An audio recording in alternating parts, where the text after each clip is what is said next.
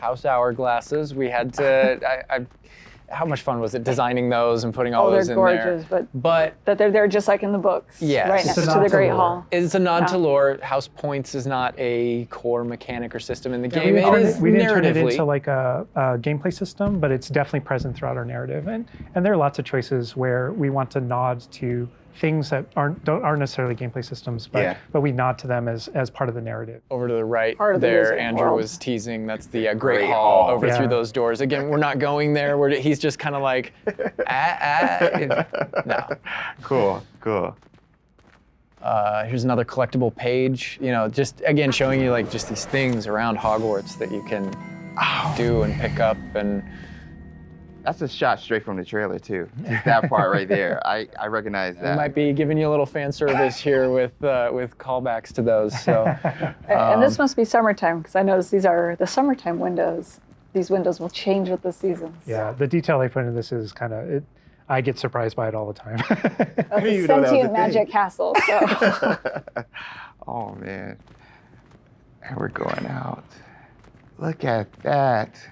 This is where the students would normally kind of congregate, just to kind of chill out, play, meet each other outside of the Great Hall before and after meals. And I love the way that when the castle interconnects to, that it interconnects outside, inside. There are pathways on both sides of things, so you really get a sense of scope to how big this castle is. And when you see things, like you'll notice a bridge over there, that's a place you can go to and cross. Like everything that you see is a place that you can visit. Wow. We put a lot of effort in making it feel really alive. Not just with student population, but even just the greenery and stuff. It's Scotland. Yeah. And this castle's been here for hundreds of years, so just kind of the moss and all the trees that have overgrown it. And oh my gosh. That landscape, that Scottish. This location might look a little familiar to you? I thought I recognized it. I believe this is from the Spring ASMR. And yes, so that puzzle right there, that view, Andrew is taking us right back to that. I'm going to tell Andrew not to interact with that puzzle and to keep moving on. No. We can't spoil everything. We can't give you everything, right? Hogwarts contains a lot of secrets. Oh my God. But this is this grand entryway right here coming down into a really kind of central area. Yeah, we're coming upon the central hall, and we pointed out the greenhouse outside, and we'll notice when we get down there that it's on the right. This is a big hub of the school. Like it's a big castle, but it is designed so you shouldn't get very lost. This is kind of a grand central station. I love that. Each direction, it's green over there, so the greenhouse is over there. Transfiguration Courtyard, the library straight ahead. So it's kind of the hub of a lot of the castle. Even the color, visually, you can just tell, okay, green, greenhouse. That way. Oh my God. A lot of it'll be subconscious, but it'll help you really learn the castle and feel like you know your way around. That's not to say that it's easy to learn. All of us here still get pretty lost in it on a daily basis. It's a castle. Great point. I love that Andrew's definitely teasing a lot of things here. I'm noticing he's swinging the camera this way and that. Yeah. He's got this grin on his face over there that's just like, yeah, I know what I'm doing. I know what I'm doing. From the reveal trailer. There's that dragon. Oh my God. This is another location where the students will gather, and just kind of chill out. And an opportunity to talk to somebody, get a quest giver here. Is everything all right? Yes, I'm sorry. I'm Nellie, by the way. I'm just so excited that the Daedalian keys are back. The what keys? The Daedalian keys. Surely you've seen them flying about. Rumour is that a former headmistress, Professor Mole, conjured them to protect the contents of certain locked cabinets years ago. Professor Black couldn't be bothered to disenchant the keys, and they appear every few years. You should try to catch one. Why would I do that? Each key will lead you to a locked cabinet somewhere in the castle. If you can manage to get the key into the cabinet lock, not an easy task, you may find a reward.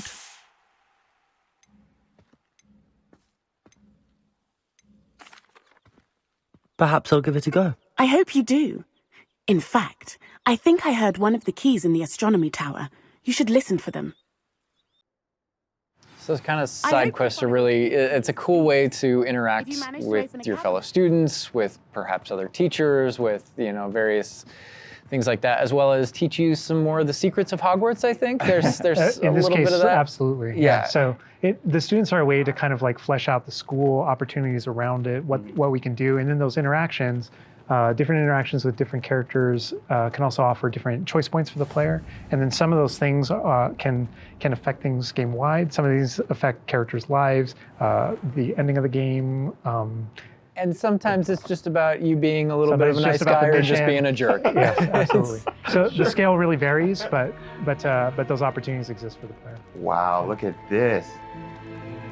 This is the Dada Defense Against the Dark Arts. Tower. Which this is one of my favorite locations in the castle. Just visually, you come in here and just the richness of this area is very iconic, very unique to anywhere else in the castle. Somebody else that we can talk to, notably a younger student. Yeah, she looks like a first year or an 11-year-old.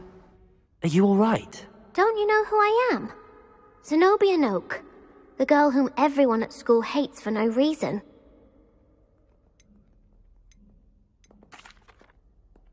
Everyone hates you. Why? Because Hogwarts is full of bullies and spoilsports. Leander Pruitt's one of the worst, that no-talent moon mind. I wanted to make some new friends, and so I brought my collection down to the common room. My gobstone collection, that is. I was hoping someone would want to play. Are you familiar with gobstones? Little balls, like marbles. Grand game. And if you lose, they spray you with a foul-smelling liquid.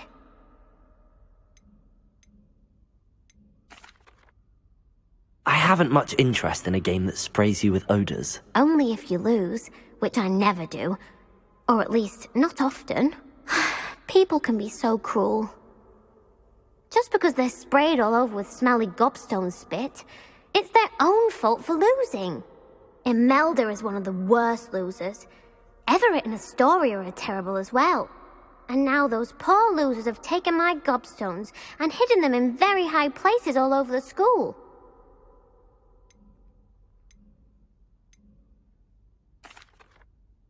Sounds as if you caused the smelly situation and they responded accordingly. I didn't make the rules. Anyway, I can't work out how to get them back on my own. I don't think I know the necessary spells yet. I need someone, perhaps a selfless and talented 5th year to help me.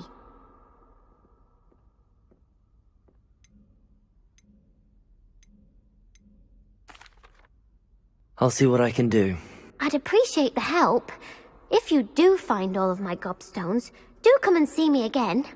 I'll be back to playing Snake Pit and Jackstone by myself in no time. I love that interaction with her because there's so many ways that you can go with that. You can you can feel for her. You can be a jerk to her. You can be like, gobstone sounds awful. It sounds like you're just mean. Yeah, and your opportunities to be mean there aren't over. So, they continue. That's a good example of the gobstones too. I know people are gonna ask, gobstones playable? They mentioned it, right? Yeah. Gobstones is one of the things that is not playable in the game. I know we've had to rip the Band-Aid off on a few things. Honestly, it's an amazing thing on the franchise how many things about this speak to us as fans and that we want to turn into gameplay. And there were calls that we had to make over the course of production of kind of like which things we will and won't include in the bucket. Gobstones, just kind of for the overall Wizard's Chess. Those are things that aren't featured. Yeah. They're featured within the world. Right? I'm glad they're mentioned. They're a part of the wizarding world. Yeah. Every single time there was something that we regretted because we couldn't include it, we also tried to figure out a way to make sure that it was included in the narrative, included in the stories, make sure that there's a way to kind of like acknowledge it, touch it, and make it feel like it's definitely part of the world. And I know here too, we're like, reaction. I was like, we're in the Defense Against the Dark Arts class. I recognize that staircase to the left where we were just at. Andrew was walking by. I also recognize the dragon at the very top. Oh my gosh. Being in a classroom, I think this is a good opportunity to talk about how classes work because we've gotten a lot of questions about that. Is it a schedule-based system? Is it so tell us how classes work? Yeah, so ultimately decided not to go the sim route. So I think like one of the speculations was, is there time of day? And that kind of thing. Like, can I miss class at this time of day? There is a day-night cycle. Yeah, there is a day-night cycle, but everything is very narrative-based, and so there's a big mystery going on in the world. There's something happening in the narrative, and we essentially see it as kind of like chapters in that narrative. Each chapter of which has a set of missions that you can choose between as you're progressing through the game, and classes fit within that structure. So there are mainline things that the players have to do, and then classes also appear on the sides as well as optional things that help you advance your spells. It's absolutely true that classes provide all of your major tools throughout the gameplay, your spells, your major abilities. You get to know the professors. Each one of them has these bespoke kind of events and moments in those missions. And then there are also additional opportunities outside of that through kind of like side classroom missions, essentially, where you can learn additional spells or things that you need in your adventure and also get to know the professors better. And I just want to call out something that Andrew's been kind of showing off, ways to kind of interact with the environment and just engage with the world. And, maybe down there he's sipping some tea with the Victorian high, high society. High society. And it's no wonder you like this area because we built it for like the purebloods and the Slytherins. Oh, come on. Well, like, speaking of lived in, like, the sound effects again, the chatter of the communication that's happening and the footsteps, like, it just makes it feel more alive. Little events like that, the brooms going by I just saw overhead. a broom go by. Love that. The data tower was one example, but no two hallways should look the same in Hogwarts. It has a lot of personality. Every hallway should be a little bit different, and that's mostly to help orient the player, help you not get lost. But this is Hesperus Hall. That's a little nod from the Marauders, a name that came from the Marauders map. But every hallway will have a little bit of a different personality and personality. I like that because it does like Hogwarts has character. Hogwarts is its own character no matter where you go. Yeah. Feels just a little bit different. It's a sentient castle full of magic for hundreds of years. It's going to kind of grow and develop. Oh, I heard something. Yeah. Speaking of characters. Speaking of magic, Mr. Magic himself. My future poltergeist too. We talked about building on lore too. I know there's that statue over to the side. That's Do you know who that is? Lachlan the Lanky, and he's got his Bowtruckle friend. And I think if players don't know, there's another Revelio page there. Yeah, there's a map of Argyllshire. We know the fat lady hides there. Hides behind it. That's right. The third book. But sometimes a hallway has personality by how it looks, or we just passed a music hallway where the portraits have kind of taken it over, and so the sound makes it really unique. All right, I gotta call this out here. I know there's been some criticism in the past that our trailers and our gameplay and what we've shown so far has not had enough owls. Okay, so here we are at the Owlery. We're looking directly at the Owlery to show you all of the owls. It's a lot of owls. It's a lot of owls at the Owlery. I love the fog rolling down that way. Great callback. Great call. No, I also love that one of my favorite things about just kind of going around on the outside of the school is that all those things that I see are places that I can go to, that I can visit. I just love that sensation knowing that is real. That lovely Scottish countryside. We're kind of closing out our mini tour of Hogwarts, and again, it was but a fraction of this enormous castle. But we're closing it out here in the Clock Tower, so another recognizable location. But this is where Crossed Wands, which is the secret, not so secret dueling club is that the students have put together. Professors definitely know about it, but they think they're being clever. And it's run by this Lucan Brattleby here. Who's in a younger year, but we kind of like that that he's running things. Hello, Lucan.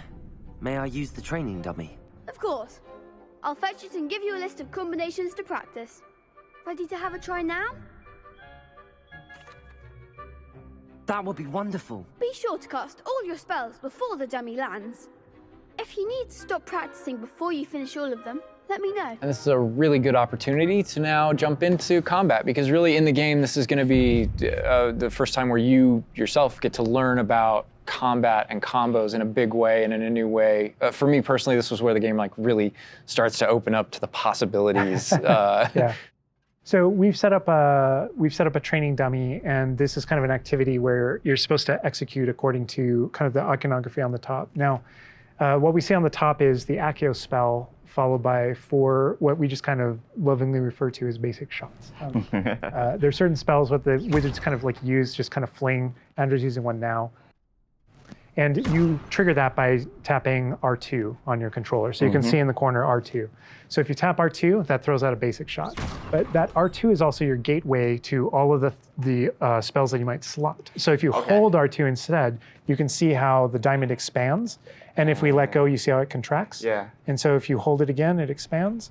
And so when it expands, then all the spells that you slotted while you're holding that button can now be tapped with your face buttons. Awesome. And not only that, but over the course of the game, you can gain additional spell diamonds, up to 4 additional ones, so that you can slot up to 16 spells, pretty much instantly. And then that helped us fulfill the fantasy of in combat, I need to be able to access things very rapidly. Yeah.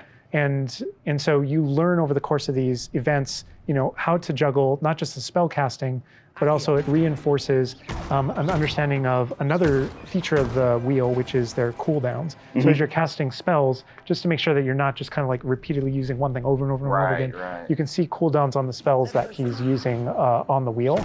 And then as you progress through the game, there are different things that can affect things like cooldowns through your talents, different things that allow you to kind of like juggle and adjust and update those things. And so if you hold down R2 and you tap the D-pad, it will switch between your other diamonds if you've unlocked them, and that's how you access all those. Oh man, it looks like we're about to get some action over here. Yeah. So this is a great way to kind of learn how to pull things together, So you pull those combos right together. Here. Yeah. Tap, Accio, tap, tap, tap. Awesome. Well done, Andrew. And that's just against the dummy, but I mean... I'd say that's enough practice. You looked good out there. Thank you, Lucan. I say better to discover one's weaknesses during practice than during a duel. You'll be a fearsome challenger now. I think now we can take on something a little more challenging. It's going to shoot back. Now let's talk about some more features of the combat system. Hello, Lucan. Is the next round of crossed wands all set? Why, yes it is. I've got a great match lined up. Ready for another round? We're on a PS5 dev kit here, so we're going to be able to kind of pause the action and talk about what you're seeing on the screen, because there's about to be a lot going on. Okay. All right, here you can select if you want to fight with somebody else, some of your classmates. Yeah. But in this case, we're not. We want that action to feel a little more frantic towards you to really get you that sense of combat. So apparently you've got quite the reputation because they've got you up against 3 people. 3, off the jump. So I can explain this just because I know people are going to go into it, but we can probably just kind of jump in. So you're not the only one that has Protego and the ability to deflect. The enemies do too. And we actually play with that when it comes to the spell casting. So you notice that there are different colored kind of shields around the different characters. And you also notice that your spells have different colors on them. So to help players understand kind of like the function of their spells, we kind of put them into brackets. So there are damage spells, there are force spells, there are, I'm forgetting the other one all of a sudden, control spells. And so those things for the player, they wind up also being a color indicator for which actual spell to use to break the different shields that enemies can use. That way it rewards kind of like that close attention that you're paying on things. We've got this paused here now, and you can kind of see all the elements on the screen, the halo around the avatar's head, each of the different shields, to kind of give us a breakdown of what's going on. Give us a breakdown of different things that you're saying. So you notice at the top that we're kind of like calling out which enemy you currently have targeted and their level and health. And so, as you target different characters, you'll be able to get that breakdown. The halo over your head, whenever an enemy is about to an attack, it's almost like you have a little bit of a sixth sense for those things that are coming. If you see the halo, it means there's an incoming attack, and if you tap the triangle button by default, then that you will be able to deflect that attack that comes in and off with your Protego. And I love that deflect where it goes off and like hits things up and kind of breaks things off walls too. But also, if you hold the button, then it doesn't just deflect. It also deflects and turns around with a counter attack stupefy that actually stuns the enemy. And you can use that even in your combos and stuff. So if you're focused on a character, and you're doing your thing, and someone else attacks you, you can actually turn that attack into a direct attack on the person that you're comboing. Back into gameplay here. Andrew's gonna pretty handily finish these other students off here, win this duel. Look how fast it is. It's like a dance. Yeah, we really felt like in the movies, there's almost like a. It's kind of like there's this element of kind of like fencing from a very great distance. That's such a good call. And there are a lot of things that we had to do with our controls and combat system in order to kind of capitalize on that idea that's pretty unique to the Wizarding world. Understandable. Yes. Well, perhaps you should try that next time. The other duelists have already taken notice of you, but after that last round, they'll really have it in for you.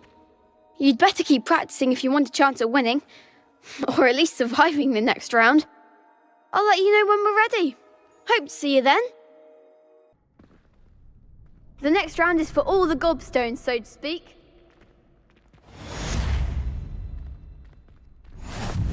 And that is more or less gonna wrap it up for us for now, for what we wanted to show you. Character creator, tour of Hogwarts, and just that little taste of combat.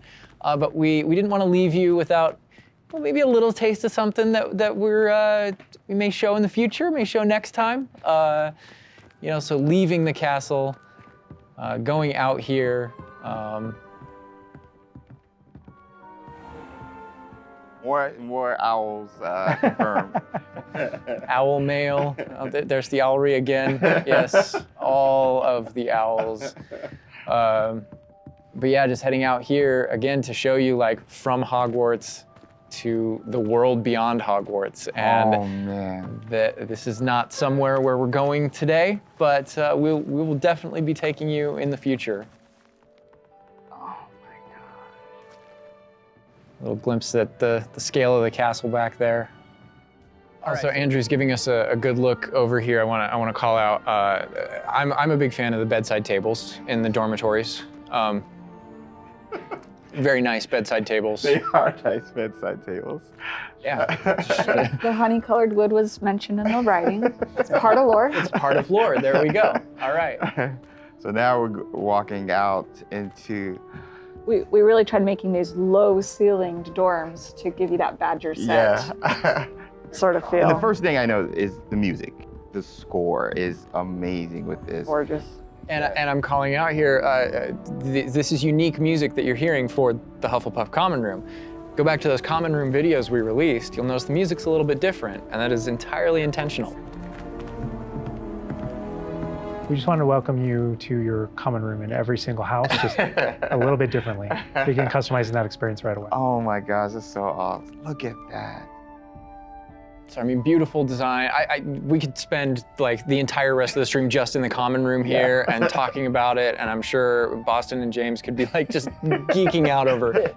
All the details come from J.K. Rowling's writings for this common room. The round doors, the hanging vines, even the dancing badgers on the fireplace. It's got a real earthy vibe. Yeah. It's very, very earthy. Which is like elements for each of the houses, right? Hufflepuff is earth, Ravenclaw's air, Gryffindor is fire, and Slytherin is water. We really leaned into that for each common room. Wow. So if it feels earthy, we've got a little earthen passageway. That's what we were.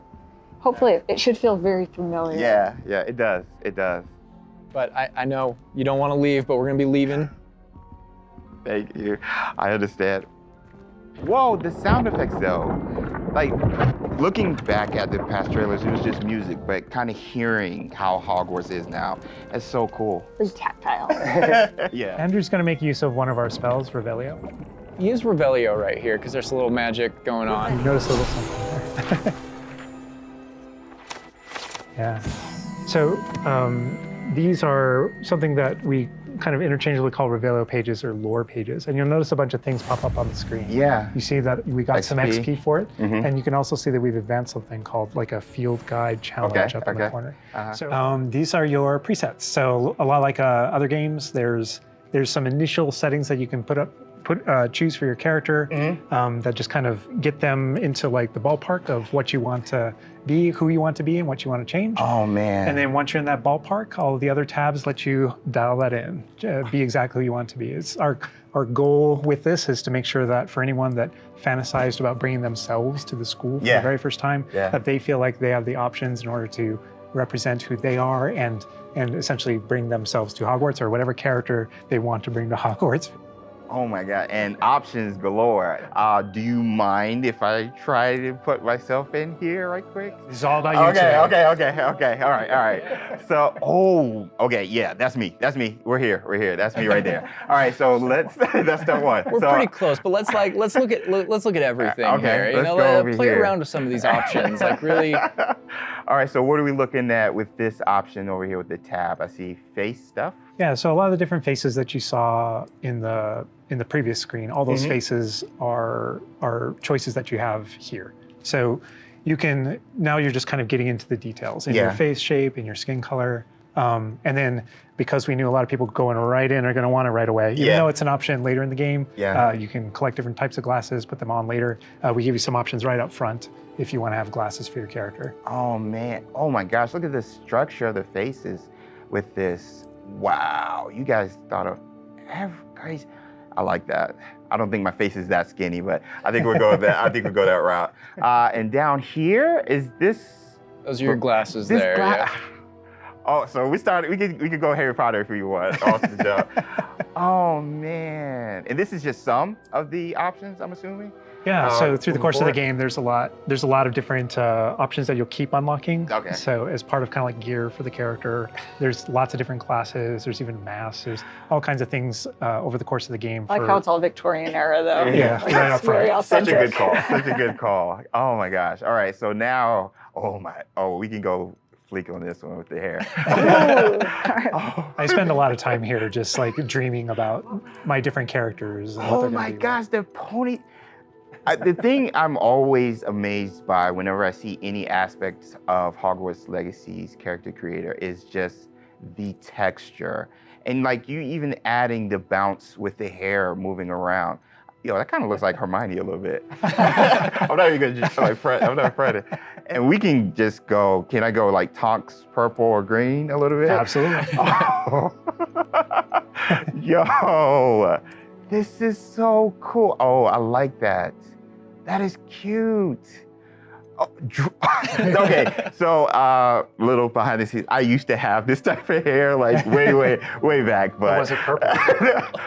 I wanted silver tips, so that was the closest I got to any color. But oh my gosh, this is so cool. So you literally can bring yourself. Like it's a myriad of textures and different hairstyles here. All right, so now we're getting over here to play around with some of the... These are more subtle options. We've got freckles, moles, different things like when it comes to your complexion, like darker eyes, maybe like some shading on the cheeks. Oh man, you guys literally thought of everything with this. Yeah, I do have a bit of fun with that. And then the scars are one of those options where, Harry had his own unique scar, but you can come in with different scar options. Yeah. Oh, wow. Look at that. I didn't even see that. Oh, those are my favorite. The eyebrow scars. Love those. Yeah, you look kind of it's a classic. Yeah, you look kind of just like tough. But anyway, so now we're over here. Oh man, you guys, this is so sick. Again, getting more subtle here, really like dialing in that face to really get your... I don't know how revealing I want to be with my facial features now. Just like, I kind of have a big face. Yeah, my eyebrows kind of sit kind of low. But I mean, literally, you have so many options just starting the game. I feel like I'm going to be here like forever. Yeah, you and me both. And then this final tab here, this is where you kind of bring your whole character together. This is where you finalize everything. You're not choosing your house here. Okay. That's not yet. That was a theory. But here's where you bring, you choose voice 1 or voice 2, which is more kind of a masculine or a feminine voice. And then even within that, changing your pitch, the pitch slider. It's a subtle slider, but you can hear it. Concerned about. That was quite something. And so you can kind of make out the differences. But yeah, you choose which kind of voice that you want. You'll be selecting your difficulty here. For today, we'll just go normal because Andrew's going to be taking us through some of the experiences with combat later. And we can talk a little more about difficulty, yeah, with combat and how that plays in. But I think the important thing here is like if for people who aren't gamers especially, story mode is a way to get into this without being worried about like, oh, do I need to be good at games? Like, no, just enjoy this game. And I would put expecto and then go. We're good, awesome. And then whether you want to be witch or wizard. Amazing.